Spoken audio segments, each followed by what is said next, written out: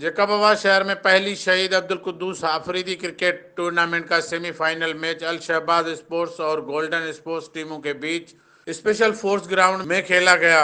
इस दौरान अल शहबाज स्पोर्ट्स के खिलाड़ियों ने 10 ओवर्स में 143 स्कोर करके जीत अपने नाम कर दी। इस टूर्नामेंट के मेहमान खास मीर एजाज खान जखरानी थे। मीर एजाज खान जखरानी ने पहली और दूसरी पोजीशन लेने वाली टीमों को कैश पैसे इनाम के तौर पर दिए। इस मौके पर मीर एजाज खान जखरानी का कहना था कि हमने क्रिकेट के लिए ग्राउंड भी दे दिया है। पहिरियों त मां अॼु हिते आयो हुउमि, तव्हांखे यादि हूंदो की टूर्नामेंट में ऑलरेडी अनाउंसमेंट कयो कैश प्राइज़ उन्हनि जे लाइ। अॼु मां सोचियो त पाण अची उन्हनि खे हथनि सां विरायां। अॼु आयुमि उन्हनि टीमनि खे जंहिं खटियो, जंहिं हारायो, रनर अप विनर अप सभु खे इनाम ॾिनासीं। ऐं जेसि ताईं तव्हां पुछो था ग्राउंड जो, त मां ग्राउंड ऑलरेडी ॾेई छॾियो आहे, क्रिकेट जो ग्राउंड।